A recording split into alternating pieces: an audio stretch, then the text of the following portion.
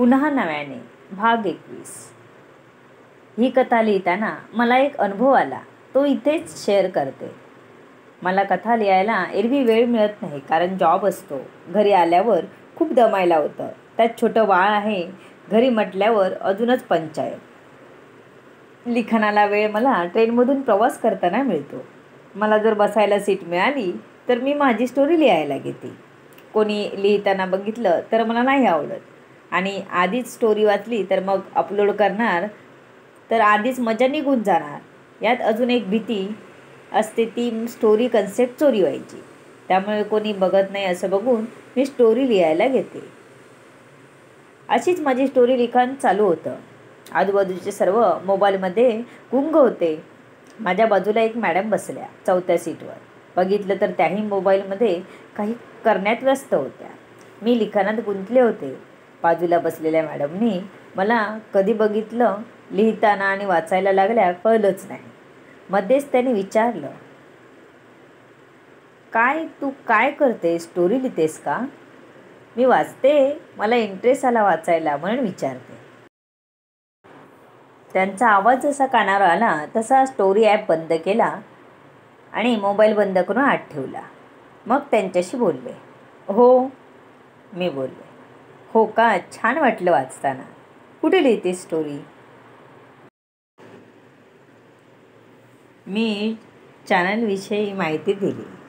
लगेच समोर असलेल्या दुसऱ्या मॅडम पण म्हणाल्या, आमच्याकडे पण माझे बाबा वाचतात स्टोरी. कुठल्या नावाने लिहितेस? मी यूट्यूबसाठी तीही माहिती दिली. त्या उतरल्या, पण जाताना मला आनंद देऊन गेल्या. वळूयात कथेकडे. शिव देवाकडे प्रार्थना करत होता की माझ्याकडून काही त्रास नको होऊ दे तिला. नेहा तिचं आणि चिन्मयचं अंथरूण पांघरून घेऊन आली. चिन्मयच्या काही वस्तू पाणी सोबत घेऊन आली. पूर्वी जसं सगळं ठेवायची तसं व्यवस्थित ठेवलं आणि चिन्मयला घेऊन झोपली. दूध पिऊन चिन्मय झोपला. नेहाने त्याला झोपवलं, पांघरून घातलं आणि स्वतःही गाऊन नीट करून झोपली. नेहाला पटकन झोप लागली, कारण 2-3 वर्ष सवय झाली होती. 2-3 महिन्यात थोडीच मोडणार होती. उलट शिवसोबत तिला सुरक्षित वाटत होतं. तिला गाढ झोपलेलं बघून शिवला छान वाटत होतं. चिन्मयही तिला बिलगून झोपला होता. मायलेक मस्त आणि शांत झोपले होते. शिवची झोप उडाली होती. तो नेहाकडे एकटक बघत होता. तो अलगद उठून बेडखाली आला आणि नेहाच्या बाजूला बसला. तिच्या डोक्यावरून हात फिरवत फिरवत त्याने तिच्या हाताच्या बोटात आपली बोटं घातली आणि हात घट्ट केला. नेहा बिचारी गाढ झोपली होती. शिवचा हात घट्ट होताच ती धडपडत उठली. छोटी लाईट चालू होती. शिव, तुम्ही झोपला नाहीत अजून? काय करताय? माझा हात हातात घेऊन, नेहा म्हणाली. मी नाही घेऊ शकत का तुझा हात हातात? नेहा, मला तुला काही सांगायचं आहे, शिव म्हणाला. काय? आता एवढ्या रात्रीचं याला काय सुचलं, अशा आविर्भावात तिने शिवला विचारलं. तू माझ्या बॉसला नको फोन करू. तू नको बोलू त्याच्याशी. मला नाही आवडत. मी संशय नाही घेत, पण मला नाही माहीत. मला नाही आवडत तू त्या बॉसशी बोललेला. संध्याकाळी त्यासाठी माझी चिडचिड झाली होती. शिव एकदम हळूहळू बोलत होता, जेणेकरून चिन्मय उठणार नाही. शिव, बरे आहात ना तुम्ही? हे सांगायला तुम्ही इथे आलात? रात्र झाली आहे, झोपा आता. सकाळी बोलू. नाहीतर इथे झोपायला आलेल्याचा आम्हालाच पश्चाताप व्हायचा. तुमच्या डोक्यात नको ते विचार कसे काय येतात कोण जाणे. नेहा वैतागली तसा शिव जाऊन जागेवर झोपला. चिन्मय गाढ झोपला होता. नेहाची झोप मोड झाली होती. ती बाथरूमला जाऊन परत झोपली. शिव या कुशीवरून त्या कुशीवर करत होता. पहाटे 3-4 वाजता झोप लागली. नेहा उठली नेहमीप्रमाणे आणि सकाळच्या कामाला लागली. चिन्मय अजून झोपला होता. बाजूला शिवही झोपला होता. काल उशिरा झोपल्यामुळे त्याला अजून झोप लागली होती. नेहाने चहा केला आणि शिवला घेऊन आली. बघितलं तर शिव अजून झोपला होता. त्याला झोपलेलं बघितलं आणि कालचा विषय तिला आठवला. ॲक्सिडेंट झाल्यापासून जरा वेगळाच वागत होता. त्याला पटकन राग येत होता, पटकन चिडत होता. बॉस बिचारा ह्याला एवढा मानतो आणि हा त्याच्याबद्दल असा विचार करतो. तिला त्याचंच वाईट वाटत होतं. बायको मनात नाही मानत तरी नवरेगिरी करायची असते. हे कोणतं समीकरण? ती विचार करत तिथेच उभी होती. सासूने तिला बघितलं आणि आवाज दिला, काय गं नेहा, काय झालं, उभी का अशी? काही नाही, हे झोपले, चहा घेऊन आलेली. आवाज देऊ की नको हा विचार करत होती. नेहाने सांगितलं. तिचा आवाज ऐकून शिव जागा झाला. तिला बघितलं. काय झालं नेहा? त्याने विचारलं. काही नाही, चहा घेऊन आली होती. तुम्ही झोपला होतात ना, म्हणून घेऊन जात होती. आता उठला आहात तर घ्या. नेहा एवढं बोलून चहा टेबलवर ठेवून जाते. शिव उठतो, फ्रेश होतो. चहा तोपर्यंत थंड झालेली असते. आधीच विचार करत असल्यामुळे नेहा केव्हाची चहा घेऊन उभी होती. त्यात शिव फ्रेश होईपर्यंत वेळ गेला. त्याने अजूनच थंड झाली होती. शिवने टेबलवरचा चहा घेतला आणि तोंडाला लावली तर थंडगार.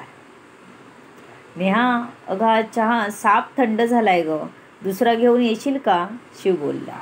तिच्या लक्षात आलं, आपणच खूप वेळ उभे होतो. थंड तर कधीच झाली होती चहा. ती काही न बोलता चहा घेऊन आली. थँक्स, शिव म्हणाला. नेहाला विचारायचं होतं रात्री काय म्हणत होता ते, पण जवळच सासू होती म्हणून ती काही बोलली नाही. तो चहा पिऊन तयारीला लागला इतक्यात चिन्मय उठला. बाबाला समोर बघून खूप खुश झाला. डोळे चोळत बाबाकडे आला. अरे, उठलं माझं पिल्लू, म्हणत त्याने उचलून घेतलं. भूर्च, तो बोबडे बोल बोलत होता. बाबा बाहेर फिरायला ने, असं त्याचं म्हणणं होतं. नको बाळा, मला कामाला जायचं आहे. तू आजीकडे जा आणि खेळू खेळू कर हा. आजी बुर्र घेऊन जाणार हा माझ्या बाळाला, शिव त्याला समजावत म्हणाला. त्याने आईकडे चिन्मयला दिलं आणि कामाला जायला निघाला. पहिल्या दिवसापेक्षा त्याला आता स्वतःमध्ये फरक जाणवत होता, कारण पहिल्या दिवशी कंटाळून गेला होता. आता मात्र थोडा थोडा कामात उत्साह वाटत होता. डब्बा घ्यायला नेहा आली तेव्हा नेहाने काल रात्रीचा विषय काढला. काय म्हणत होता रात्री तुम्ही? बॉसला का फोन करू नको? नेहा म्हणाली. असंच मी करत जाईन फोन त्याला, तू नको करू, शिव म्हणाला. पण का? मी तेच विचारते. मी का नको? तुमचा हा स्वभाव मला कळत नाही. मी काय बॉसची गप्पा मारत असते काय? नेहा रागात म्हणाले. नेहा, मला तसं नव्हतं म्हणायचं. मला नाही माहीत, त्या बॉसचा नाही भरोसा वाटत. तू बोलू नये असंच वाटतं मला. बाकी तुझा प्रश्न आहे. काल मला बोलायचं होतं, राहून गेलं. रात्री मला झोप येत नव्हती म्हणून मी बोललो रात्री. शिवला जास्त काही फरक पडत नव्हता. त्याला वाटलं तो बोलला. लहान होता का तो? त्याने बोलताना विचार करायला नको होता का? मग नेहाला राग येणं चुकीचं नव्हतं. असं हात पकडून एवढ्या रात्री असं कोणी बोलतं का की शिव मोहिते असं करू शकतात? रात्री मला किती धडकी भरली होती, घाबरली होते मी. अटॅक आला असता मला. जागी झाले, तुम्हाला बघितलं आणि रिलॅक्स झाली. जरा स्वतःच्या भावनांना आवर घाला आणि दुसऱ्याचा पण विचार करा. एवढा अविश्वास नका दाखवू की रात्री बोलल्याशिवाय तुम्हाला झोप येत नव्हती. नेहा रागाने शिवचं काही न ऐकता एवढं बोलली आणि स्वतःचा डबा घेऊन कामाला निघून गेली. खरंच, ज्याच्यावर आपण मनापासून प्रेम करतो तोच आपल्याला जास्त दुखावतो. मग तो कोणीही असो, मैत्रीण, मित्र, नवरा किंवा बायको. शिवनेही डबा बॅगेत भरला आणि तोही निघाला. नेहाचं बोलणं त्याला पटलं होतं. आपण तिच्यावर नकळतपणे अविश्वास दाखवला. मनाशी चूक जाणवत होती, पण होऊन गेली होती चूक. आता काय करणार? जाणाऱ्या पाठमोऱ्या नेहाकडे बघत राहण्याशिवाय काही करू शकला नाही. हा भाग इथेच संपला. बघूया कथेत पुढे काय होतं ते.